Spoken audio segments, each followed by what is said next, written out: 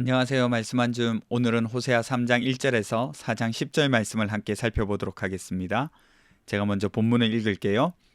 여호와께서 내게 이르시되 이스라엘 자손이 다른 신을 섬기고 건포도 과자를 즐길지라도 여호와가 그들을 사랑하나니 너는 또 가서 타인의 사랑을 받아 음녀가 된 그 여자를 사랑하라 하시기로 내가 은 15개와 보리 한 호멜 반으로 나를 위하여 그를 사고 그에게 이르기를 너는 많은 날 동안 나와 함께 지내고 음행하지 말며 다른 남자를 따르지 말라. 나도 내게 그리하리라 하였노라. 이스라엘 자손들이 많은 날 동안 왕도 없고 지도자도 없고 제사도 없고 주상도 없고 에봇도 없고 드라빔도 없이 지내다가 그 후에 이스라엘 자손이 돌아와서 그들의 하나님 여호와와 그들의 왕 다윗을 찾고 마지막 날에는 여호와를 경외함으로 여호와와 그의 은총으로 나아가리라. 이스라엘 자손들아 여호와의 말씀을 들으라. 여호와께서 이 땅 주민과 논쟁하시나니 이 땅에는 진실도 없고 인애도 없고 하나님을 아는 지식도 없고 오직 저주와 속임과 살인과 도둑질과 간음뿐이요 포악하여 피가 피를 뒤이음이라. 그러므로 이 땅이 슬퍼하며 거기 사는 자와 들짐승과 공중에 나는 새가 다 쇠잔할 것이요 바다의 고기도 없어지리라. 그러나 어떤 사람이든지 다투지도 말며 책망하지도 말라. 내 백성들이 제사장과 다투는 자처럼 되었음이니라. 너는 낮에 넘어지겠고 너와 함께 있는 선지자는 밤에 넘어지리라. 내가 내 어머니를 멸하리라. 내 백성이 지식이 없으므로 망하는도다. 내가 지식을 버렸으니 나도 너를 버려 내 제사장이 되지 못하게 할 것이요 내가 내 하나님의 율법을 잊었으니 나도 내 자녀들을 잊어버리리라. 그들은 번성할수록 내게 범죄하니 내가 그들의 영화를 변하여 욕이 되게 하리라. 그들이 내 백성의 속죄 제물을 먹고 그 마음을 그들의 죄악에 두는도다. 장차는 백성이나 제사장이나 동일함이라. 내가 그들의 행실대로 벌하며 그들의 행위대로 갚으리라. 그들이 먹어도 배부르지 아니하며 음행하여도 수요가 늘지 못하니 이는 여호와를 버리고 따르지 아니하였음이니라. 아멘. 오늘 하나님은 호세아에게 말씀하시는 장면으로 시작합니다. 무슨 말씀을 하셨을까요? 호세아에게 고멜을 다시 데리고 오라고 그렇게 말씀하셔요. 타인의 사랑을 받아서 음녀가 된 여자, 그 여자를 지금 다시 데리고 와서 사랑하라고 말씀하십니다. 호세아는 은 15개와 보리 한 호멜 반을 주고 그녀를 사옵니다. 그렇게 다시 사랑하라는 하나님의 말씀에 순종하죠. 하나님은 고멜이 다시 사랑을 받는 이야기를 통하여서 이스라엘 회복의 약속과 하나님의 의지를 설명하고 있어요. 이스라엘은 한동안 버려진 것처럼 보이지만 결국에는 그들은 하나님의 사랑을 받을 거죠.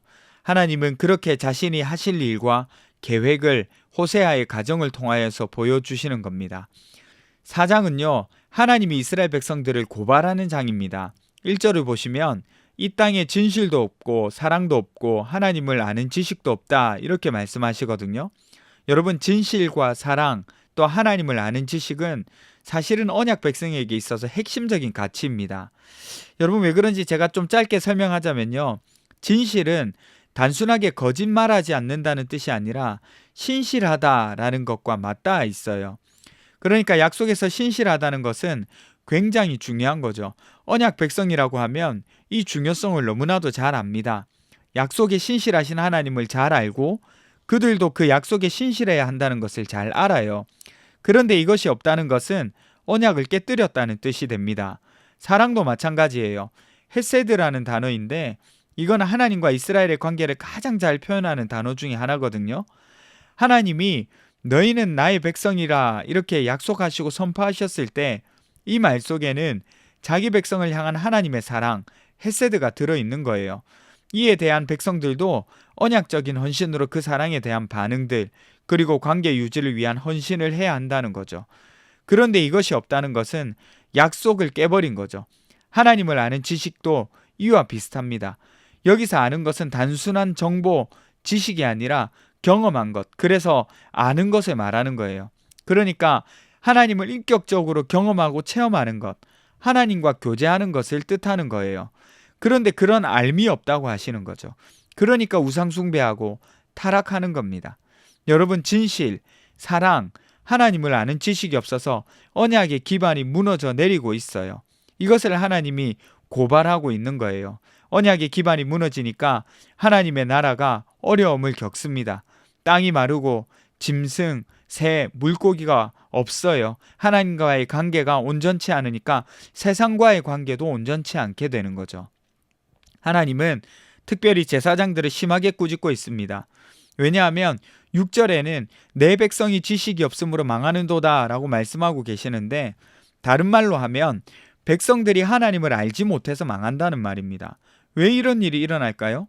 제사장들이 백성에게 하나님을 가르치지 않고 오히려 백성들의 죄로 이득을 취하는 부분이 있으니까 백성들이 죄를 더 짓기를 바라고 있는 거겠죠. 그러니까 백성들은 더더욱 하나님을 알거나 경험할 길이 없어서 망해가는 겁니다. 백성들도 제사장을 닮아가는 거죠. 9절에 백성이 제사장 같을 것이라는 이 말이 그 말입니다. 여러분, 오늘 말씀을 통해서 하나님이 우리에게 주신 사랑의 어떤 크기라고 해야 할까요?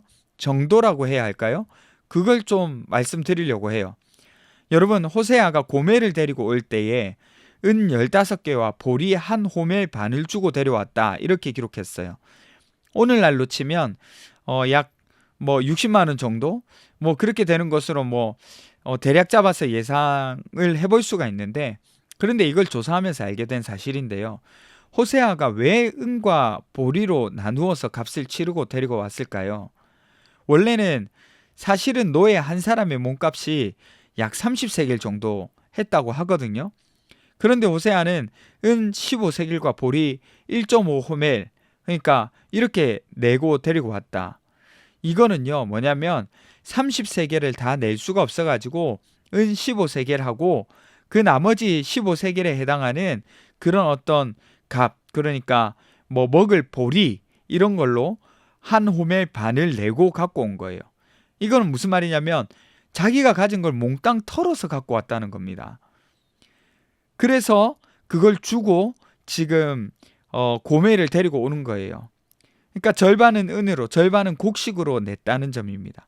여러분, 다시 말하자면 현금으로 다 낼 돈이 없어서 먹고 살 보리까지 다 털어서 겨우겨우 그 값을 마련해서 치르고 데리고 온 겁니다. 고멜을 되찾기 위해서 자신이 가진 걸 다 내어놓은 모습이라는 거예요. 하나님이 우리를 향한 그 사랑의 모습이 바로 이 모습이라는 거죠. 우리를 되찾기 위해서 자신이 가진 모든 걸 내어놓으셨다는 거예요. 하나님 사랑의 크기가 바로 이 정도의 크기입니다. 자신이 가지고 있는 모든 것들을 다 가지고 내어놓고 우리를 데리고 오신 거예요. 하나님의 나라로요. 내가 가진 걸 다 팔아서라도 내가 돌아오길 원한다는 하나님의 마음의 무게를 보여주고 있는 겁니다. 여러분, 하나님이 우리를 그렇게 사신 거예요. 그렇게 우리를 값주고 사신 분이시라는 것, 여러분 오늘 이 본문을 통하여서 기억하셨으면 좋겠습니다. 기도합시다. 첫 번째는요, 전부를 내어주신 하나님의 사랑 앞에 우리가 무릎 꿇고 하나님께로 돌아갈 수 있게 해주세요. 그런 백성들이 많아질 수 있게 해주세요. 두 번째는 그 사랑을 본받아서 나도 그렇게 사랑할 수 있도록 해주세요. 우리 함께 기도하며 나가도록 하겠습니다.